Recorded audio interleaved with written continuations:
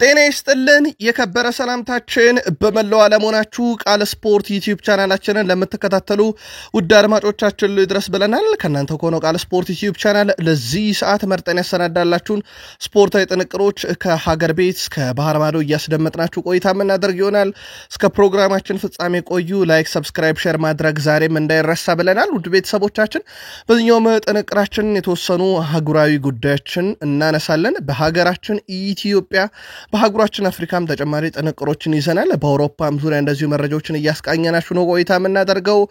ሪያል ማድሪድ ቤት ያሉ ወቅታዊ ጉዳዮችን በተመለከተ ሰፋ ያለ ጥንቅር ፋብሪዚዮ ሮማኖ ይዞ ወጥቷል። አንድ ባንድ እናደርሳችኋለን። ትልቅ ዝውውር ማድሪድ ቤት እየተጠበቀ ይገኛል። ተጨማሪ ጥንቅሮችን ይዘናል። ከባርሴሎና ጋር በተያያዘ ከላሚን ያማል ጉዳይ፣ የፌርሚን ሎፔዝ ፈላጊዎች ጉዳይን በተመለከተና ቀጣዩን ክፍል ይዘንላችሁ መተናል። የባርሴሎና ሌጀንድ ጉዳይ በተመለከተ በጣሊያን አዲስ የአሰልጣኝ ሹመት ሰምተናል። አነጋጋሪውን ሀገር የተመለከተ ተጨማሪ ጥንቅር ዛሬም በመረጃችን አካተን ይዘን መተናል። በተወዳጁ እንግሊዝ ፕሪሚየር ሊግ የመረጃ ሰዓታችን በርካታ መረጃዎችን አካተንላችሁ መተናል። ከቢግ ሲክስ ክለቦች በተጨማሪ ሌሎች ስፖርታዊ ጥንቅሮችን በፕሪሚየር ሊግ እናነሳለን። በቢግ ሲክስ ሲቲ ቤት ኮንትራት ከማራዘም ጀምሮ ሃላንድን እንደዚሁም ኦፕታ ስለ ሲቲ ይዞት የወጣውን ለየት ያለ መረጃና የጄሚ ካራገርን መከራከሪያ እናነሳለን። በሲቲ በኩል የቼልሲውን ወጣት ተጫዋች ኤስታቪዮን የተመለከተ ተጨማሪና ለየት ያለ ጥንቅር ይዘናል። የቼልሲ ንብረት ስለሆነ አንድ ተጫዋች እንነግራችኋለን። ካይሴዶም ጆ ፔድሮን እናነሳለን። ከዛ ውጭ ግን ከ692 ቀን በኋላ የቼልሲን መለያ ለብሳ ስለተጫወተች አንድ ተጫዋችም ተጨማሪ ጥንቅር ይዘናል። በቼልሲም በኩል ዛሬም የቡድን ዜናችን በስፋት እንደተጠበቀ ነው። ቼልሲዋንም እስከ ፕሮግራማችን ፍጻሜ ቆዩ። የሊቨርፑል ቅሬታን በተመለከተም ሃዋርድ ዌቭ ምላሽ አላቸው፣ እንመለከተዋለን ውድ ቤተሰቦቻችን። ከዛ ውጪ በወቅታዊ ጉዳይ የሊቨርፑልን ተጫዋች እናነሳለን። ከጉዳት ጋር እየሰን ተጨማሪ ጥንቅሮችን ይዘናል። የሊቨርፑል ተጫዋቾችም ለብሔራዊ ቡድን ግዳጅ ወደ የሀገሮቻቸው እየተቀላቀሉ ይገኛሉ። ተጨማሪ ጥንቅሮችን እናነሳለን። በዚህ ጉዳይ ላይ ከአርሰናል ጋር በተያያዘ አዲስ ሰው አርሰናል ቤት ይጠበቃል። የ57 ዓመቱ ሰው በአርሰናል ምን አይነት ሹመት ነው የሚሰጠው እንነግራችኋለን። ቡካዮ ሳካ ጋዜጣዊ መግለጫ ሰጥቷል። ምን አነሳባቸው፣ ምን ምላሽ ሰጠባቸው ታደምጡታል። ከዛ ውጪ በአርሰናል በኩል ተጠባቂ ጨዋታዎችን የተመለከተና ወሳኝ ቡድን ዜና ስናነሳ ዩሊያን ቲምበር፣ ማይለ ሉዊስ ስኬሊ፣ ፔሮሄን ካፔና በአርሰናል በኩልም ማረጋገጫ ይዘንበት እንመጣለን ያልነውን የምሽት መረጃችንን ማረጋገጫውን አግኝተናል እንዳልናችሁ ሆኗል ጉዳዩ። ተጨማሪ ጥንቅር እናነሳበታለን። የአርሰናል ደጋፊዎችም ዛሬም እንደ ሁልጊዜው እስከ ፕሮግራማችን ፍጻሜ ከቃል ስፖርት ዩቲዩብ ቻናላችን ጋር ቆይታ አድርጉ እንላለን። በዩናይትድ የመረጃ ሰዓታችን አንድ የዝውውርን መረጃ እናነሳለን። አይቀሬ መሆኑ እየተነገረ ይገኛል። ብሩኖ ፈርናንዴዝ በጣም አስገራሚ መረጃን ቲኤንቲ ስፖርት ይዞ ወጥቷል። የማንቸስተር ዩናይትድ የ9 ቁጥርን ጉዳይ እናነሳለን። በማንቸስተር ዩናይትድ ቤት ለብዙዎች አርአያ ስለሆነውም ተጫዋች ተጨማሪ ጥንቅር ይዘናል። በማንቸስተር ዩናይትድ እንዲሁ ተጨማሪ ልምምድ ጊዜ ስለተሰጣቸውም ተጫዋቾች እናነሳለን። ጆን ቴሪ ስለ ዩናይትድ የሚለን ነገር አለ፣ የቼልሲው ሌጀንድ። ከዛ ውጭ ዩናይትድ ከክስ ጋር በተያዘም ተጨማሪ መረጃዎችን ይዘን መተናል አጣርተን። ውድ ቤተሰቦቻችን ከቃል ስፖርት ዩቲዩብ ቻናል ከ79500 በላይ ሰብስክራይበር ባለው ቻናላችን ላይ ቆይታ ስታደርጉ እነኝና ሌሎች የተመራረጡ ርዕሰ ጉዳዮችን የምታደምጡ ይሆናል። ይህንን ዜናችንን ከቃል ስፖርት ዩቲዩብ ቻናል 79500 በላይ ሰብስክራይበር ካለው ቻናል ውጪ እንዳለቀቅ ነው በዚህ አጋጣሚ ለእናንተ ውድ አድማጮቻችን ለማድረስ እንወዳለን።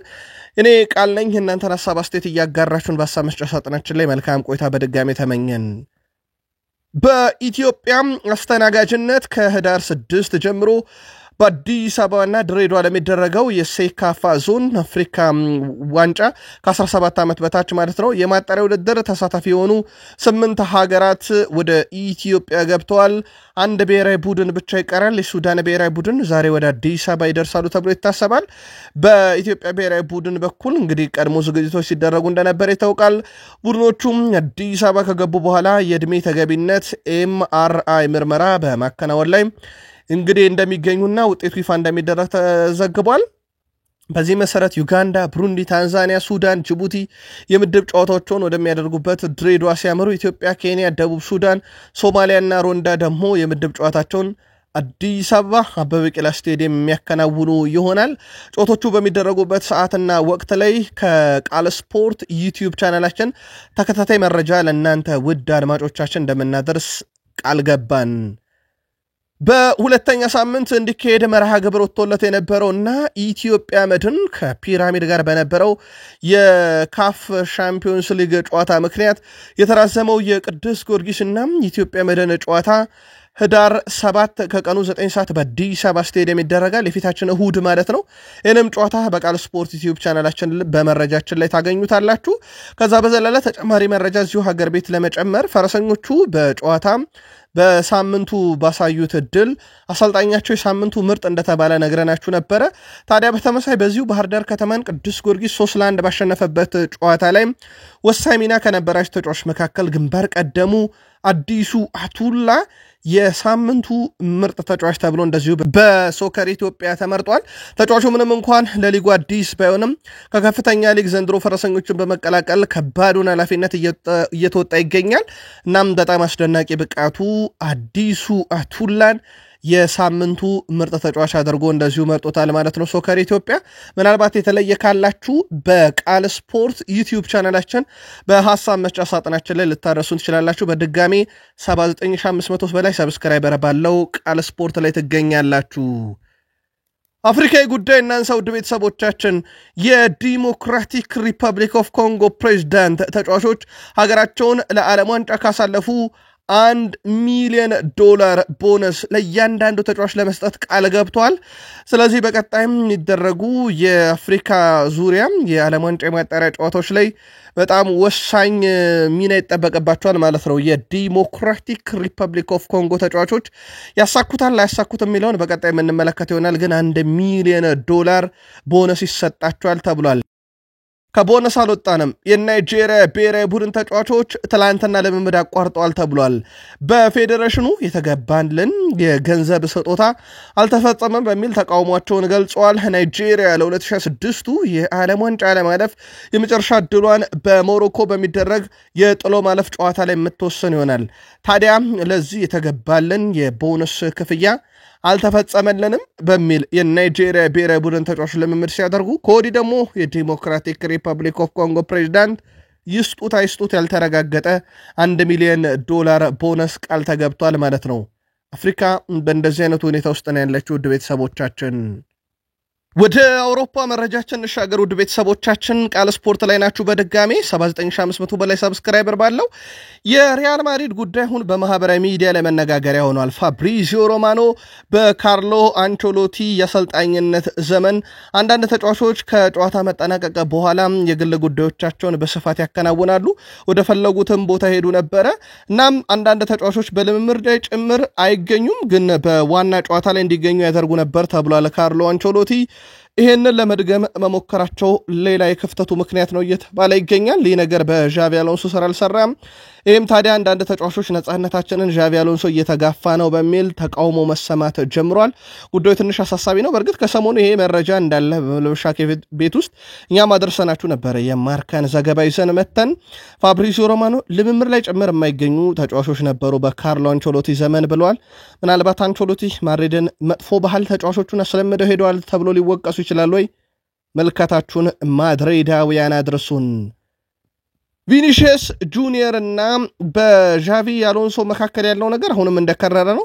በተለይም ቪኒሺየስ ጁኒየር ከሪዮ ቫልካኖ ጋር በነበረ ጨዋታ አንዳንድ ቀያሪዎችን ካየ በኋላ ዛሬም እንድናሸንፍ አልተፈለገም በማለት ምሬቱን ሲያሰማ በካሜራ እይታ ስር የታዩ ምስሎች ወጥተዋል።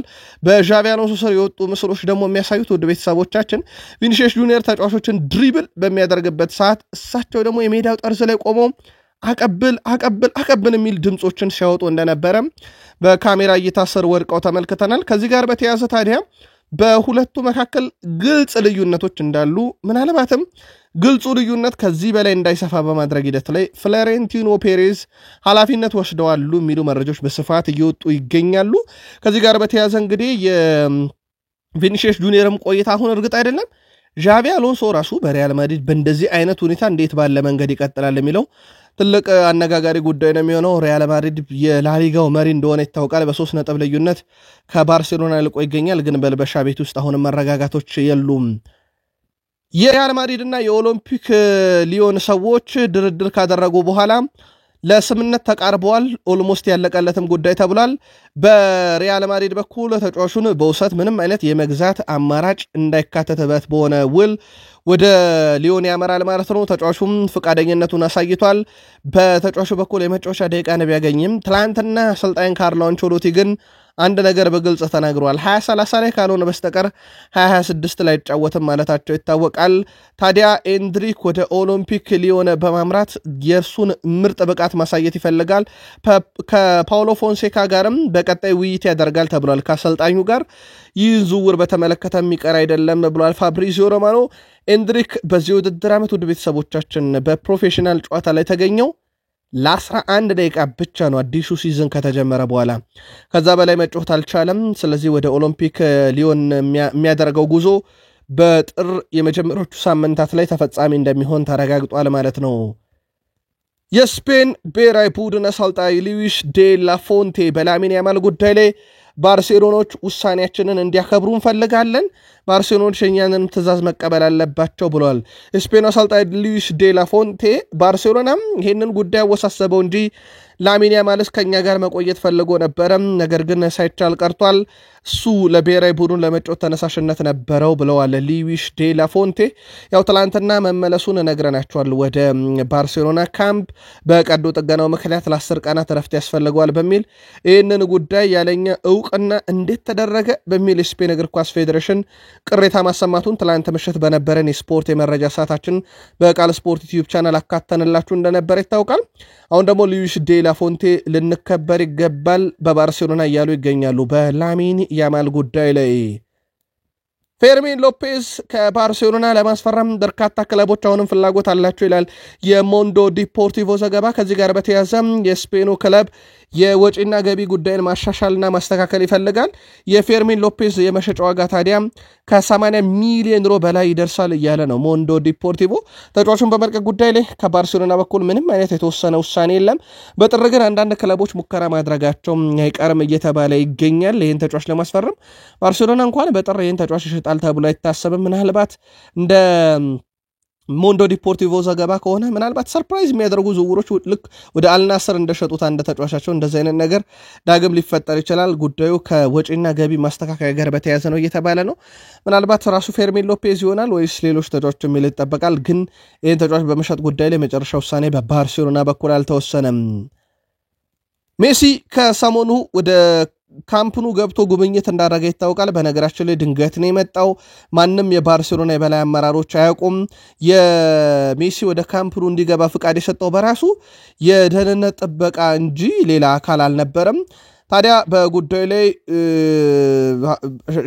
የባርሴሎናው ሰው ምንም አይነት ቅጣት አይተላለፍበትም ብለዋል። ምክንያቱም ሜሲ ስለሆነ ብለዋል።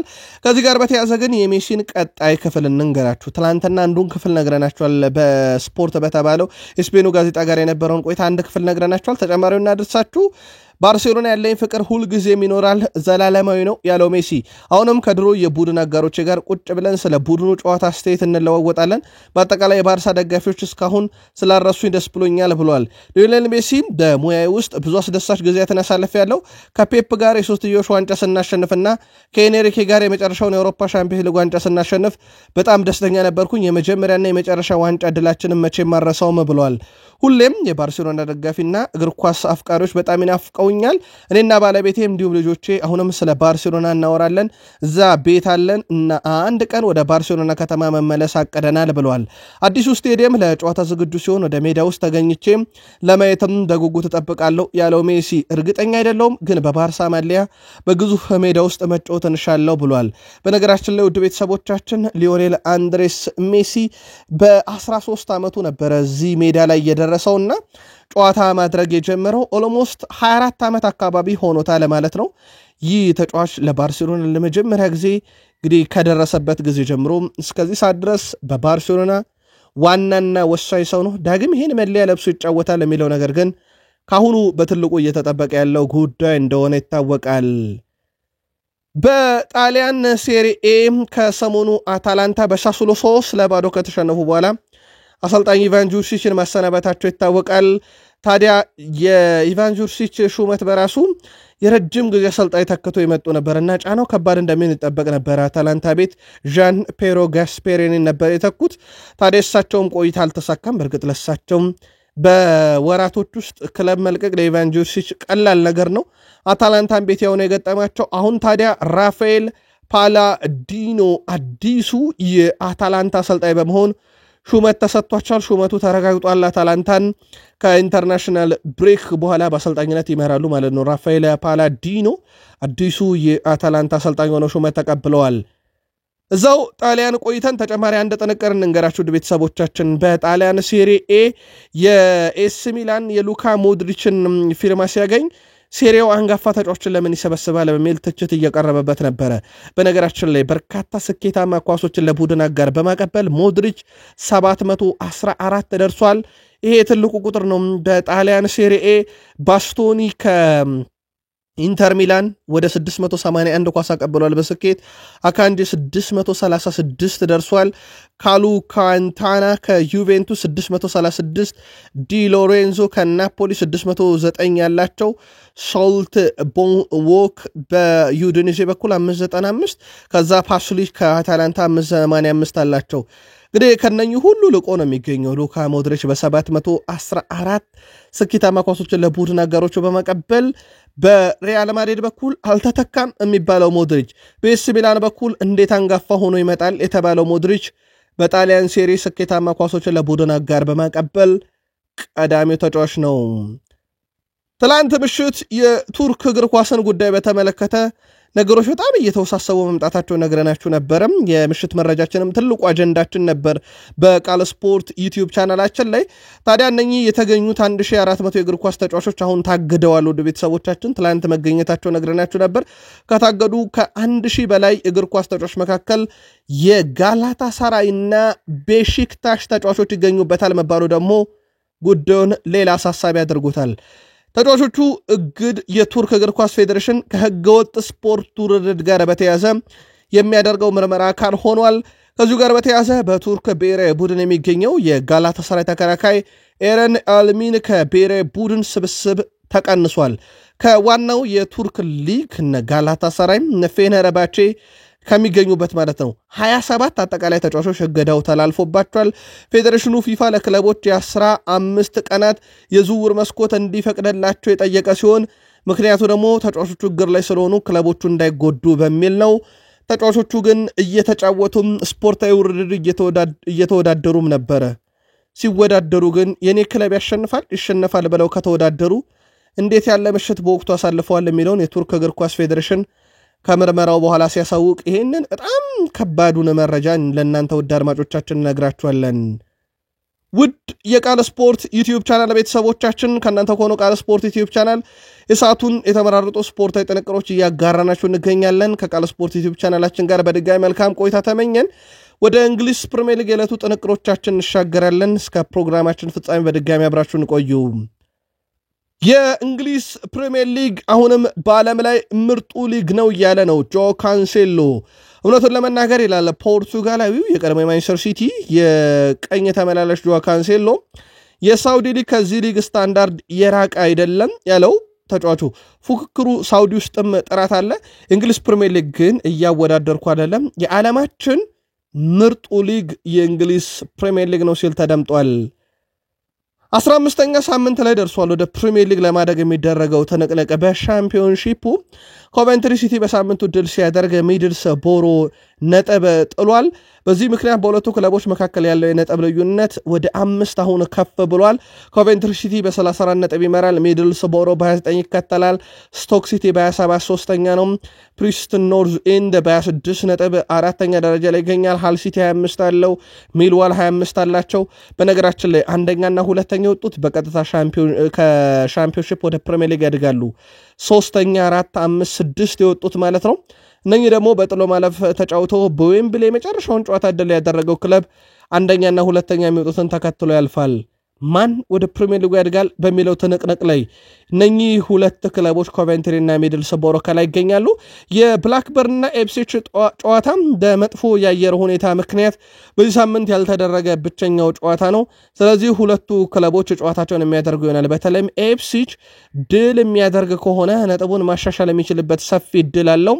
ስለዚህ ብላክበርን እና በኢፕስዊች ታውን መካከል የሚደረገው ጨዋታ እንደዚሁ ይጠበቃል። ብላክበርን ከወራጅ ቀጠና ለመዳን ኢፕስዊች ወደ ቢያንስ ነጥቡን የሚያገኝ ከሆነ 26 ነጥብ ይገባና ወደ 5ኛ ደረጃ ለማደግ የሚደረገው ትንቅንቅ ይጠበቃል። በቢግ 6 የመረጃ ሰዓታችን ሲቲ ቤት ደረስን። ቃል ስፖርት ላይ ናችሁ። በድጋሚ 79500 በላይ ሰብስክራይበር። በሲቲ የመረጃ ሰዓታችን ፊል ፎደን ከማንቸስተር ሲቲ ጋር ያለውን ኮንትራት እስከ 2030 ለማራዘም ከክለቡ ጋር ከስምምነት ደርሷል የሚሉ መረጃዎች በስፋት እየወጡ ይገኛሉ። ባለፈው ዓመት ብዙ ትችት ያስተናገደው ፊል ፎደን ዘንድሮ ደግሞ በምርጥ ብቃቱ ላይ ተገኝቷል። በዚህም እንግዲህ ማንቸስተር ሲቲዎች ተጨማሪ ዓመታት ኮንትራቱን ሲያራዝሙ የተወሰኑ የደሞዝ ጭማሪዎችም ያደርጉለታል ተብሎ ይጠበቃል።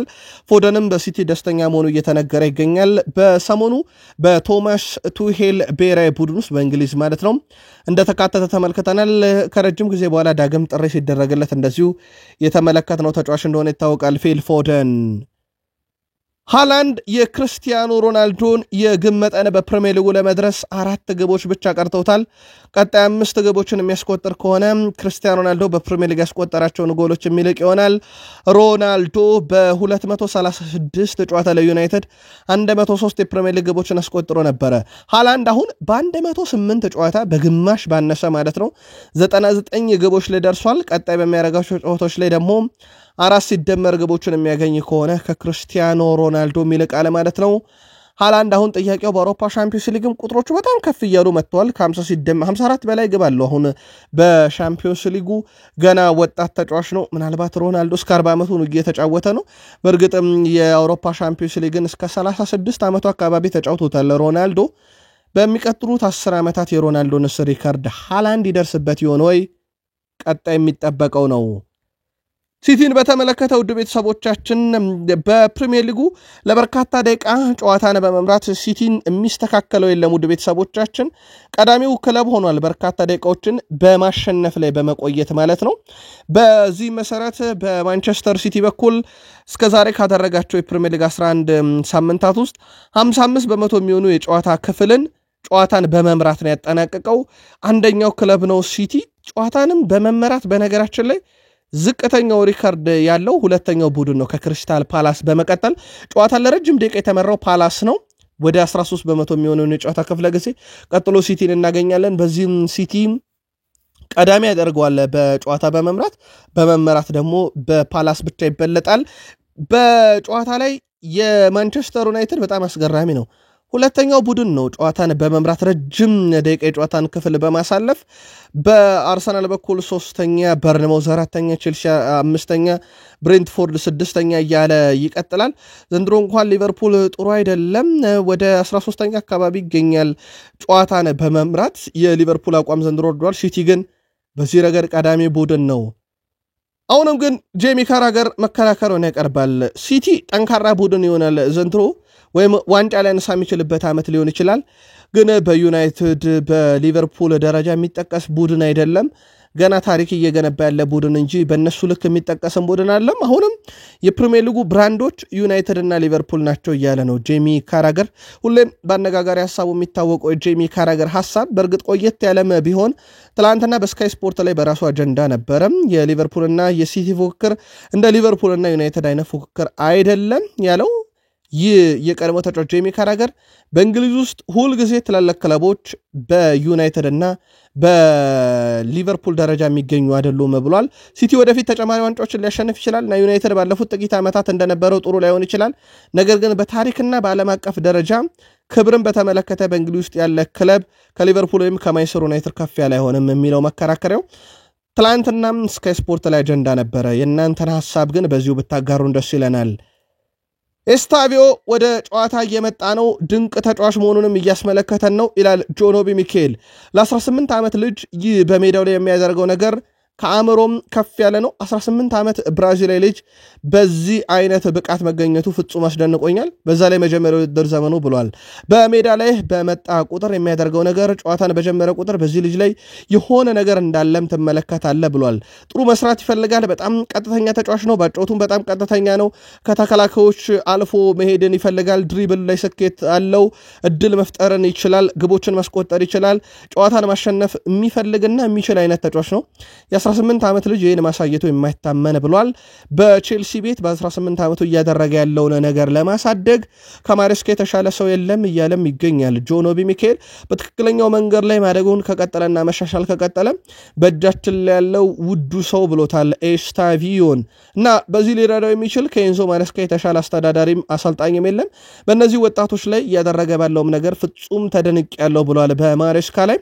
በነገራችን ላይ በዚሁ ከኤስታቪዮ ጋር በተያዘ ኤስታቪዮ በሻምፒዮንስ ሊግ የመጀመሪያ ጎሉን ሲያስቆጥር ያደረገው መለያ በጨረታ $38,500 ለሽያጭ ቀርቦ ተሽጧል ወይም ገንዘብ አስገኝቷል በጣም ትልቅ የሚባል ገንዘብ ነው ለማንኛውም ይህ የ18 ዓመት ታዳጊ በጆን ኦቢ ሚኬል መወደስ ሲቀርብለት ነበር የቼልሲ ንብረት ነው በስትራስቡርግ ይገኛል ትላንትና ለኔዘርላንድ መጠራቱን ነገርናችሁ ከቬት ወገሮስት ጋር በተያዘ ነበር ይሄ ጥሪ ደረሰው ኢማኑኤል ማካ ይሄ ተጫዋች ታዲያ በስትራስቡርግ 25-26 የውድድር ዓመትን በውሰት ሲያሳልፍ 5 ጨዋታን አድርጓል 2 የግብ ዕድል ፈጥሯል 4 ግብ አለው 2 አሲስት አለው 8 ኢላማውን የጠበቀ ሙከራ አድርጓል 28 ኳሶችን ሶስተኛ የሜዳ ክፍል ላይ ያቀበለ 9 ጥፋቶችን ተሰርቶበት ለቡድኑ ቅጣት ምት ያስገኘ ነው ቀጣይ ዓመት ደግሞ የተጫዋችም ለቼልሲ ነው የሚጫወተው በነገራችን ላይ ውድ ቤተሰቦቻችን በ10 ቁጥር ሚና ላይ እየተጫወተ ይገኛል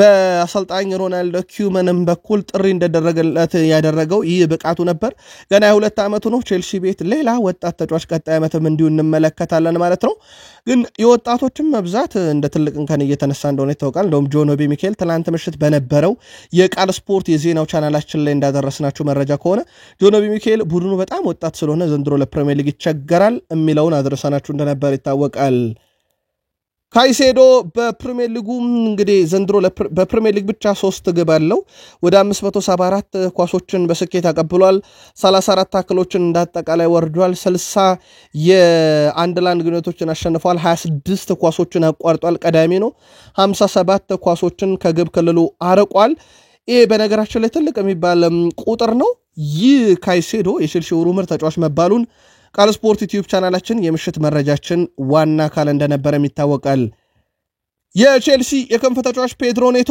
ከጉዳቱ ባለመገገሙ ምክንያት ሮቤርቶ ማርቲኔስ ከሚያሰለጥኑት የፖርቱጋል ብሔራዊ ቡድን ቀጣይ አየርላንድና ዴንማርክ ጨዋታ ውጪ እንደተደረገ ይታወቃል ተጫዋቹ በዛው በቼልሲ ቆይቶ ራሱን የማገገምና ወደ ልምምድ የመመለስ ሂደትን አጠናክሮ ይቀጥላል ተብሏል ስለዚህ በቼልሲ በኩል የፔድሮ ጉዳይ የፔድሮ ኔቶ ጉዳይ ማለት ነው ከክለቦች ዓለም ዋንጫ በኋላ ይጠበቃል ምናልባት ተከታታይ መረጃ የሚወጣ ከሆነ ከጉዳቱ ጋር በተያያዘ አፕዴት እናደርጋለን ግን የብሽሽት ጉዳት እንዳጋጠመው የተነገረው በዚህ ምክንያት ነው ከፖርቱጋል ብሔራዊ ቡድን ውጭ የተደረገው ትላንት በሴቶች የአውሮፓ ሻምፒዮንስ ሊግ ጨዋታዎች ሲደረጉ ነበር የኦስትሪያውን ክለብ ሴንት ፖልተንን የገጠሙት ቼልሲዎች 6-0 በሆነ ውጤት ነው ከሜዳቸው ውጭ ድል ያደረጉት በጣም አስደናቂ የሚባል ድል ነው ግን ከድሉ በላይ ትላንትና ሳምኬር ከ692 ቀን በኋላ ለቼልሲ መለያቸውን ለብሳ ተጫውታለች ኦልሞስት ከ2 ዓመት ገደማ የተጠጋ ጊዜ ማለት ነው በጉዳት ምክንያት የኤሲኤል ጉዳት አስተናግዳ ነበር አሁን ዳግም ተመልሳ ጨዋታ ማድረግ ጀምራለች ማለት ነው ለተጫዋቾች ድንቅ ምሽት ነበር ትላንት እንደ ቡድን ደግሞ ቼልሲዎች 6-0 ያሸነፉበት ያለፉትን 6 የውድድር ዓመት የፕሪሚየር ሊግ ሻምፒዮን እንደነበሩ የሚዘነጋ አይደለም የፕሪሚየር ሊግ የዳኞች ማህበር ሃዋርድ ዌቭ በሊቨርፑል ጎል ጉዳይ ላይ ሐሳባቸውን ነጋርተዋል እጃልጂ ዳናሮማን እንቅስቃሴ በግልጽ ከልሎታል ብለዋል የአንዲ ሮበርትሰን እንቅስቃሴ በርግጥ እውነቱን የሚያውቀው ጃልጂ ዳናሮማ ብቻ ነው የሚሉት ሃዋርድ ዌቭ ነገር ግን በግልጽ በእንቅስቃሴ እንደተመለከተ ነው ወይም በቫር እንደተወሰነው በዚህ መሰረት ይሄ የተጫዋቹ እንቅስቃሴ በግልጽ ጃልጂ ዳናሮማን አውቆታል ወይም ኳሱ ላይ ያለውን እይታ ጋርዶታል ብሏል እንግዲህ መጋረዱ ችግር አልነበረም ግን የጋረደው ከጨዋታ ውጪ ሆኖ ነው በዛ ምክንያት ነው። እንደዚህ አይነት ነገሮች ግን በእግር ኳስ ዓለም ውስጥ ይደጋገማሉ። ምንም ጥቅም የማይሰጥ ቦታ ላይ ከተከላካይ ጀርባ ይቆማሉ። ያውም በጣም አደገኛ በሚባል እንቅስቃሴ ላይ ይገኛሉ። እንደዚህ አይነት ነገሮችን በሌሎችም ተጫዋቾች ላይ ተመልክተናል። ከዚህ በፊት ሮናልዶ አንድ ግብ እንደዚህ ተሽራበት ነበር ለፖርቱጋል። በጣም የተናደደበት አጋጣሚ ነበር።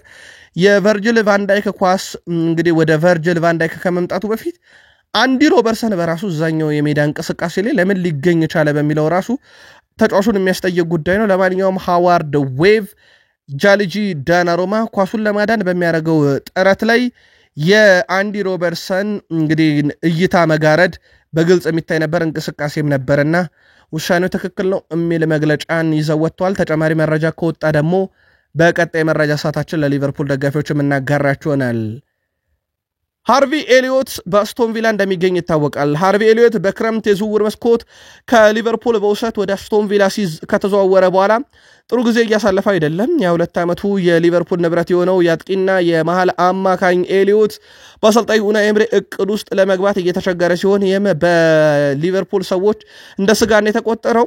ኤሊዮት በአስቶን ቪላ እስካሁን 5 ጨዋታዎችን ብቻ ያደረገ ሲሆን ቀጣይ ባለው መልኩ በተከታታይ ጨዋታ መሰለፍ እየቻለ አይደለም። ይህም በሊቨርፑል ሰዎች ነው እንግዲህ ያልተወደደው። የቀድሞ የአስቶን ቪላና ማንቸስተር ዩናይትድ መልማይ ሚኪ ብራውን ፉትቦል ኢንሳይደር እንደተናገሩት ኤሊዮት ለአስቶን ቪላ የመጨረሻ ጨዋታውን ባለፈው ወር ከፌኖርድ ጋር ከተጫወተ በኋላ እንግዲህ ወደዚህ ቡድን ላይመለስ ይችላል ብሏል። ብራውን አክሎም አስቶን ቪላ ስለ ሃርቪ ኤሊዮት ውሳኔ መስጠት አለባቸው፣ ምክንያቱም 10 ጨዋታዎች ከተጫወተ በቋሚነት በ35 ሚሊዮን ፓውንድ ኮንትራት የማስፈረም ግዴታ አለባቸው። አሰልጣኙ ኤሊዮትን እምነት የሚጥሉበት ግን አይመስለኝም ብሏል። ሃርቪ ኤሊዮት ባለፉት 4 የአስቶን ቪላ ጨዋታ ላይ ተቀያሪ ወንበር ላይ ተቀምጦ ነው የጀመረ ሲሆን አንድም ጨዋታ ላይ ተቀይሮ መግባት አልቻለም። በሌላ በኩል ደግሞ የቀድሞ የኤቨርተን ዋና ስራ አስፈጻሚ ኪት ዊንስ እንደተናገሩት ሊቨርፑል ኤሊዮትን በመልቀቃቸው ተጸጽተው አሁን በቡድናቸው ውስጥ ቦታ ሊኖረው እንደሚችል እንደሚያምኑ ተናግረዋል። ከፉትቦል ኢንሳይደር ጋር በነበራቸው ቆይታ ምናልባት ሊቨርፑል የስኳድ ዴፕዝ ችግር አለበት ተብሎ የሚታመንበት ደረጃ ላይ አልደረሰም። ያው በርካታ ከዋክብትን አምጥቷል። የጉዳት ዝርዝሩም ያን ያህል የከፋ አይደለም የሊቨርፑል። ምናልባት ግን ኤሊዮት በቂ የመጫወቻ ደቂቃ አለማግኘቱ ሊቨርፑል የሚፈልገውን ገንዘብ በቀጣይ ክረምት ላይ እንዳያገኝ ሊያደርገው ይችላል የሚሉ መረጃዎች እየወጡ ነው። ምናልባት አስቶን ቪላ ያቺን ገንዘብ ለማትረፍ በተጫዋቹ ላይ እንግዲህ ጨዋታ 10 እንዳይሞላ እያደረገ ይሆን? በቀጣይ እንመለከተዋለን። ቃል ስፖርት ላይ ናችሁ። ከ79500 በላይ ሰብስክራይበር ባለው ቻናላችን በድጋሚ ቃል ስፖርት ጋር አብራችሁን ቆዩ። ቃል ስፖርት ላይ መሆናችሁንም በድጋሚ ያረጋግጡ። የሊቨርፑል ተጫዋቾች ለብሔራዊ ቡድን ጥሪ ከደረሳቸው በኋላ ጉዞ እያደረጉ ይገኛሉ። በርከት ያሉ የሊቨርፑል ተጫዋቾችም በጥሪው መሰረት ወደ ብሔራዊ ቡድን አቅንተዋል። ለአብነት ያክል እነ ቨርጅል ቫንዳይክ በኔዘርላንድ ማለት ነው፣ እንደዚሁም ኮዲ ጋክፖና ሪያን ግራቨንበርግ ኔዘርላንድ ብሔራዊ ቡድን ተቀላቅለዋል። ዶሚኒክ ሶቦስላይ እና ሜሎሽ ኬርኪዝ የሃንጋሪ ብሔራዊ ቡድን ተቀላቅለዋል። ጆርጅ ማማርዳሽ ቬሊ የጆርጂያ ብሔራዊ ቡድን መቀላቀሉ እንደዚሁ ተረጋግጧል። ስለዚህ ከጉዳት ነፃ ሆነው ለብሔራዊ ቡድን ጥሪ የደረሳቸው የሊቨርፑል ተጫዋቾች ወደ ተጠሩበት እያቀኑ ይገኛሉ። ከዚሁ ጋር በተያያዘ ጀሬሚ ፍሪምፖንግ ጥሪ እንዳልደረሰው ይታወቃል። በኔዘርላንድ ብሔራዊ ቡድን በኩል የማገገም ሂደቱን በሊቨርፑል ቀጥሏል። በዛው በልምምድ ማዕከል ከኢንተርናሽናል ብሬክ በኋላ ይጫወታል አይጫወትም የሚለውን ጉዳይ ግን አሰልጣኙ ራሳቸው የሚወስኑት ውሳኔ ይጠበቃል። የሰሜን ለንደኑ ክለብ አርሰናል የተጫዋቾች የበላይ መልማይ ለመቅጠር ከጫፍ ደርሷል። ውድ ቤተሰቦቻችን ማናቸው የሚለው እንመልከት። መድፈኞቹ የናፖሊን ተጫዋቾች መልማይ ኃላፊ ማውሪዚዮ ሚቼልን ወደ ቡድናቸው ለመውሰድ መቃረባቸው እየተነገረ ይገኛል። ኃላፊው ክቫራትስኬሊያና ማርክ ሃምሺክ ወደ ናፖሊ እንዲመጡ በማድረግ ከፍተኛ ሚና የነበራቸው ናቸው። አሁን ክቫራትስኬሊያን በፓሪስ ሰን ዠርሜን ቤት እንዴት ያለ አስደናቂ ተጫዋች እንደሆነ ተመልክተናል። ታዲያ ከዚህ ጋር በተያያዘ የ57 ዓመቱ ጣሊያናዊ ማውሪዚዮ ሚቼል የአንድሪያ ቤርታን ቡድን እንደሚቀላቀል ነው አትሌቲክ ያረጋገጠው። የሰሜን ለንደኑ ክለብ አርሰናል ተጫዋቾች የበላይ መልማይን ሲቀጥር ታዲያ በጥር ዝውውር ሊኖር እንደሚችል ሌላ ፍንጭ መስጫ እያሉት ነው። አርሰናል የአጥቂ ችግር ገጥሞታል በጉዳት ምክንያት፣ ግን ደግሞ ከጉዳት ይመለሳሉ ከኢንተርናሽናል ብሬክ በኋላ። ቢሆንም ግን እኚህን መልማይ ማምጣት ቡድኑን በዘላቂነት ይጠቅማል በሚል ነው ትልቁ ስራ ሲሰራ የነበረው። ቡካዮ ሳካ አርሰናል ለዋንጫው ተጠባቂ ክለብ ስለመሆኑ ተናግሯል። የመድፈኞቹ የፊት መስመር ተጫዋች ቡካዮ ሳካ የሰዎች አስተያየትና ስለኛ ያላቸው አመለካከት እንደ ሁኔታው ይቀያየራል በጣም አስፈላጊው ነገር ግን የሰዎችን ተለዋዋጭነትና አስተያየት ሳይሆን ምን ያህል ጠንካራ መሆናችንን ነው መገንዘብ ያለብን ብሏል የውጪ ድምጽ ዘወር ብለን መስማት የለብንም እኛ ጥሩ ሁኔታ ላይ ነን እና በዚህ ደስተኛ ነን እና አሁን በሀገራት ጨዋታ ላይ ማተኮር ነው ጊዜውም ብሏል ወደ ቤተሰቦቻችን በቃል ስፖርት ዩቲዩብ ቻናል ላይ ናችሁ የቡካዮ ሳካ ሐሳብ ብቻ አይደለም አስቀድመን ለዓለም ዋንጫ ማለፋችን ማረጋገጥ አግኝተናል ነገር ግን የብቃታችን ደረጃ መቀነስ አንፈልግም ራሳችንን በዚህ ቦታ ማስቀመጣችንና በሚቀጥለው ዓመት ወደ አሜሪካ ለመጓዝ ቀጠሮ መያዝ አስደናቂ ስሜትም አለው ብሏል ቡካዮ ሳካ ስለ እንግሊዝም ሲናገር 6 ጨዋታ 6 ድሎች አንድም ጎል ሳይቆጠርብን ተጉዘናል ስለዚህ ከዚህ የተሻለ ነገር ማድረግ አንችልም ብሏል ቡድኑ ያለማቋረጥ አብሮነት ይሰራል በተጫዋቾች መካከል ያለው ግንኙነት እየተሻሻለ እንደሆነና ብቃታችንም እያደገ እንደሆነ ይሰማናል በቡድን ውስጥ በብሔራዊ ቡድን ውስጥ ያለው ግንኙነት ማውንታዊ ነው ብሏል ከዛ በዘለለ ግን ቡካዮ ሳካ አንድ ያነሳው ነገር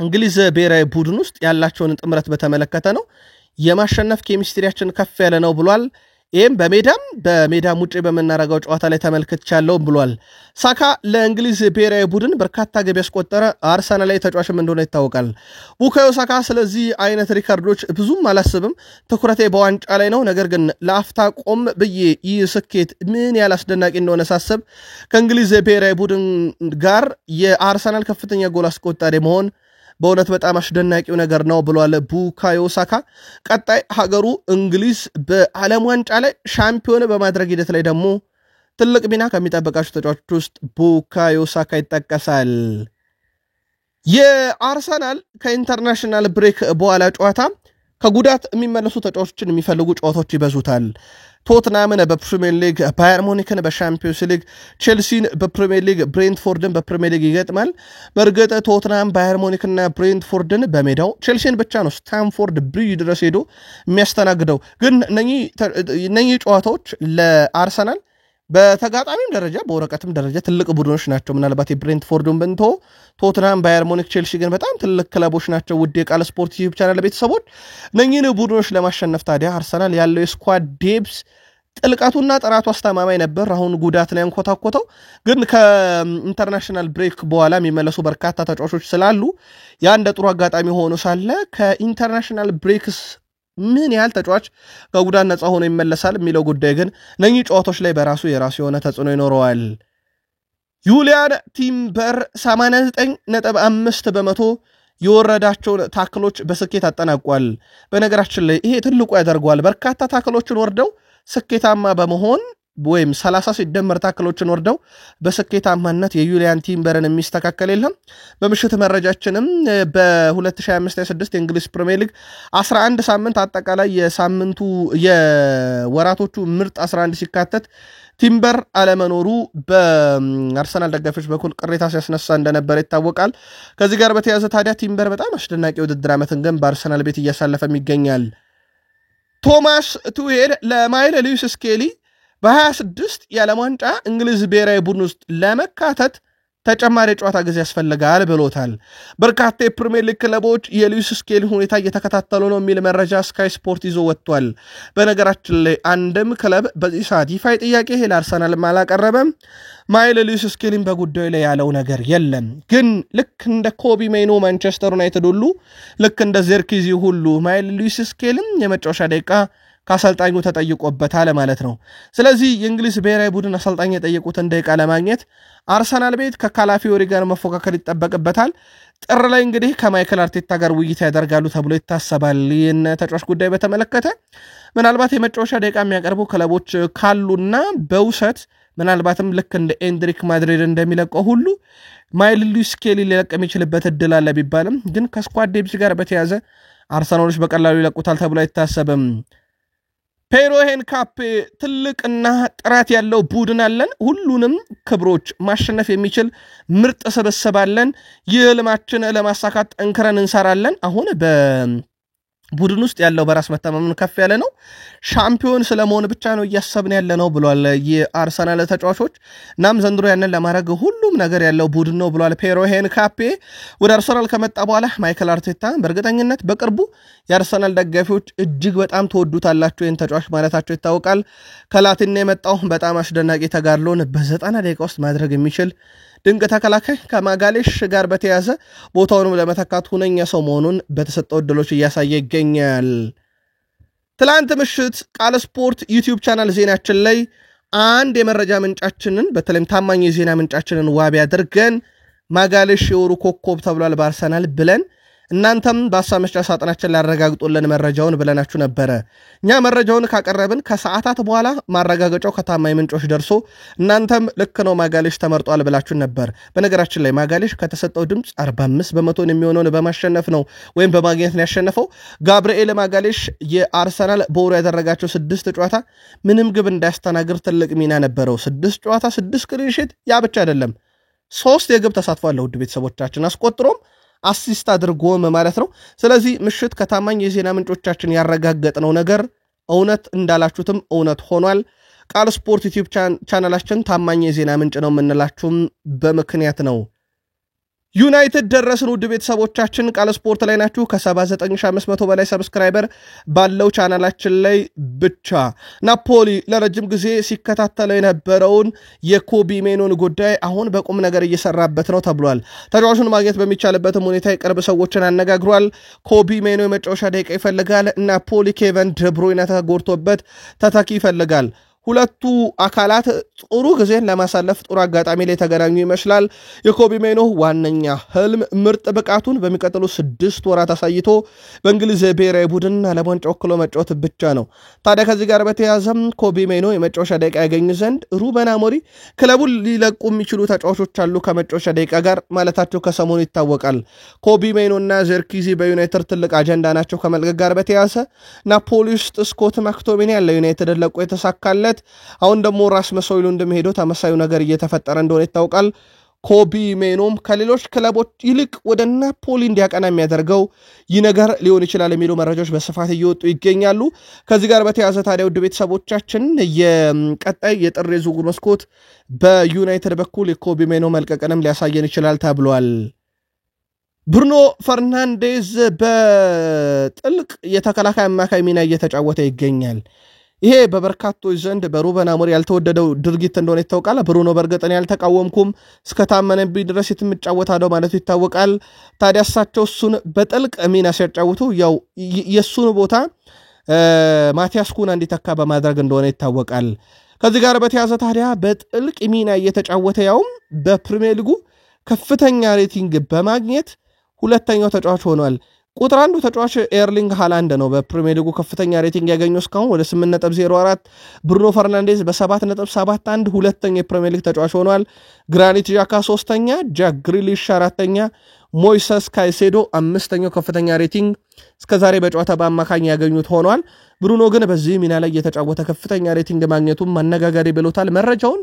ከቲኤንቲ ስፖርት ነው ውድ የቃል ስፖርት ዩቲዩብ ቻናል ይዘንላቸው የመጣ ነው ከሆይሉንድ የተሻለ ነገር እያደረገ ነው ብሏል የቀድሞ የማንቸስተር ዩናይትድ የምንጊዜም ከፍተኛ ግብ አስቆጣሪ ዋይኒ ማርክ ሩኒ ስሎቫኒያ አጥቂ ቤንያሚን ሼሽኮም በቅርብ ግቦችን ማምረት ይቀጥላል ብሏል ሴላመንዝ ወደ ክለቡ ካመራ በኋላ ድንቅ እንቅስቃሴ ማሳየት ጀምሯል እርሱ ለሼሽኮም ቀጥተኛ ኳሶችን በተደጋጋሚ ሲጠል ተመልክተናል ብሏል ቤንያሚን ሼሽኮ እስካሁን ባለው እርሱ ኳሱን ይዞ በቆየበትና ለቡድን አጋሮች ክፍተት በመፍጠር ከቀድሞ አጥቂ ራስመስ ሆይሉንድ የተሻለ ብሎታል ሰዎች ስለ እርሱ መጥፎ እያወሩ እንደሆነ ያውቃለው ነገር ግን እርሱ በሚችለው ሁሉ በማንቸስተር ዩናይትድ ግልጋሎት እየሰጠ ነው ብሏል በቀጣይ ጨዋታ ለእርሱ በቂ የግብ ዕድሎችን እንደሚፈጠርለት ተስፋ አደርጋለሁ በተጫዋቹም ግቦችን ማምረት እንደሚጀምር በተጫዋቹም በኩል ግቦችን ማምረት እንደሚቀጥል እርግጠኛ ነኝ ብሏል ግን የግብ ዕድሎችን መፍጠር ላይ ሩኒም እንደምክንያት አንስቶታል ጎል በማስቆጠር ዘርፍ ከባድ ጊዜ እያሳለፈ ነው ነገር ግን ቡድን ውስጥ እየፈጠረ ያለው ተጽዕኖ ግን ከሆይሉንድ በጣም የተሻለ ብሎታል ይህ የዋይኒ ማርክ ሩኒ የግል ሐሳብ ነው የዩናይትድ ደጋፊዎችም በቃል ስፖርት ዩቲዩብ ቻናል ቤተሰቦቻችን ማለት ነው ሆይሉንድ ወይንስ የቤንያሚን ሼሽኮ አጀማመር የተሻለ ነው ያው አመቱን ሙሉ ስላልተጫወተ በሙሉ አመቱ ለመገምገም በጣም አስቸጋሪ ስለሆነ ከጅማሩ አንጻር ግን እንዴት አገኛችሁት? የእናንተን ምልከታ በቃል ስፖርት ዩቲዩብ ቻናል የሀሳብ መስጫ ሳጥናችን ላይ ያስፍሩልን። ማንቸስተር ዩናይትድ ካዜሜሮን ባሰለፈበት ጨዋታ ላይ በአማካኝ በየ123 ደቂቃ ግብ ያስተናግዳል። በካዜሜሮ በኩል ይሄ በጥልቅ ሚናነት እየተጫወተ ማለት ነው ከብሩኖ እያጣመሩት። ካዜሜሮ ከሌለ ግን ዩናይትድ በአማካይ በየ29 ደቂቃው ግብ የሚያስተናግደ ቡድን ሆኗል። ለዚህም ይመስላል ሩበን አሞሪም አንድም የቡድን ተጫዋቾች እንደ መነሳሻ ምሳሌ ካርሎ አንቸሎቲም የዓለም ዋንጫ የማይቀረው ተጫዋቼ ማለታቸውና ዩናይትድ ከሰሞኑ ኮንትራቱን በአንድ ዓመት ተጨማሪ ሊያራዘም ይችላል የሚል መረጃን እየወጣ የሚገኘው ጥንካሬው ተነሳሽነቱ ተስተካክሎ መምጣቱ ደግሞ በዩናይትድ በኩል በሩበን አሞሪም ሲወደድ ለተጫዋቾችም እንደ አርአያ እንዲሆን ጭምር እንደነበር ይታወቃል። ፓትሪክ ዶርጉና ሴኮ ኩኔ ከቡድን ልምምድ በኋላ በግል አሰልጣኝ ታገዘው ልምምድ እንዲያከናውኑ ተደርጓል ተብሏል። ይህም የተለየ ቴክኒክ እንዲኖራቸውና በሜዳ ላይ ተጨማሪ ግልጋሎትን እንዲሰጡ ነው ተብሏል። ያው የፓትሪክ ዶርጉ ምንም ጥያቄ የለውም ወደ ሳጥን ውስጥ የሚያደርሳቸው ኳሶች ወይም ሶስተኛ ሜዳ ክፍል ላይ የሚጥላቸው ኳሶች በጣም ስኬታማ እንዲሆኑ ከመፈለግ አንጻርም ነው ተብሏል። ሩበን አሞሪም የማጥቃት ኃይላቸው ክንፉ ላይ እንዳለ ይታወቃል። ሲከላከሉም በዊንግ ባኮቻቸው ጥልቁን መከላከል ሚና ይሰጣሉ፣ ተከላካዮቹን ያግዛሉ፣ ወደ 5 እንዲቀየር መከላከሉ ማለት ነው። ሲያጠቁም እነኚሁ ዊንግ ባኮች በተለይ ማማድን ነው የሚጠቀሙት በቀኝ በኩል ፓትሪክ ዶርጉ ግራውን ይዛል፣ አልፎ አልፎ ዲያጎ ዳሎትን ይጠቀማሉ። ፓትሪክ ዶርጉና እንደዚሁም ሴኮ ኩኔ ግን ተጨማሪ የልምምድ ጊዜ ይሰጣቸዋልም ተብሏል። በእንግሊዝ ፕሪሚየር ሊግ የተጫወተው የምንጊዜም ምርጡ እንግሊዛዊ ተጫዋች ዋይኒ ሩኒ ነው ብሏል ጆን ቴሪ። እርሱ በሰራው ልክ አልተወደሰም በእንግሊዝ ውስጥ ግን በእጅጉ አስደናቂ ተጫዋች ነው። ለተከላካዮች ፈተና፣ ለፕሪሚየር ሊጉም ድምቀት፣ ለዩናይትድም ስኬት ምክንያት ከሆኑ ተጫዋቾች አንደኛው ነው በሚል አወድሶታል ይህንን ተጫዋች ጆን ቴሪ። ያክሉም በፕሪሚየር ሊጉ በርካታ ሌጀንዶች አሉ፣ ከዛ ውስጥ አንደኛው ዋይኒ ማርክ ሩኒ ነው ብሏል። በዩናይትድ ውስጥ ምናልባት ያልተደገሙ ከሚባሉ ተጫዋቾች ውስጥ በቅርብ ዓመታት ውስጥ ዋይኒ ማርክ ሩኒም ሊጠራ ይችላል ብሏል። ከዩናይትድ ክስ ጋር በተያያዘ ማንቸስተር ዩናይትድ በቀድሞ ተጫዋቹ አክሰል ቱዋንዜቤ ጉዳይ ክስ እንግዲህ ይመሰረትበታል ተብሏል። ማንቸስተር ዩናይትዶች ተጫዋቹ ጉዳት ላይ በነበረ ወቅት ተገቢውን ክብካቤ ሊደረግለት አልቻለም የሚል ነው ክስ የቀረበበት። በዚህም ነው ጉዳቱ ያገረሸበት በሚል በዚህ መሰረት ተጫዋቹ ከክሱ ሂደት 1 ሚሊዮን ፓውንድ የሚደርስ የካሳ ክፍያ ዩናይትድን ይጠይቃል ተብሏል። ውድ ቤተሰቦቻችን ከዚህ ጋር በተያያዘ ዩናይትድ ወጪ ቅነሳ ያልቀነሰው ሰው የለም። አሁን ደግሞ በክስ ይሄንን ገንዘብ ለቶትናም ኤኒዮስ የሚከፍለው የስፖንሰርሺፕ ማቋረጥ የካሳ ክፍያ የሚጠብቃቸዋል። ኤኒዮስ ወጪ ሲቀንሱ በዚህ ደግሞ በክስና ስፖንሰር በማቋረጥ ሌላ ክስ መጥቶባቸዋል። ቃል ስፖርት ዩቲዩብ ቻናል ከ79500 በላይ ሰብስክራይበር ደርሰናል። ዜናዎችን የምንለቀው በዚህ ላይ ብቻ ነው። ውድ ቤተሰቦቻችን በሌሎች ቻናሎች ላይ ዜናዎችን አንለቅም። በዚሁ አጋጣሚ መረጃዎችን ለምታጋሩን፣ ሐሳብ አስተያየት ለምትጽፉልን ወዳጅ ዘመዶቻችን፣ ቤተሰቦቻችን ሁሉ ልባዊ ምስጋናችን በያላችሁበት ይድረስ ብለን ለዚህ ሰዓት ያሰናዳላችሁ ስፖርታዊ ጥንቅር ፍጻሜው እዚህ ጋር ሆነ። ሰናይ ቀን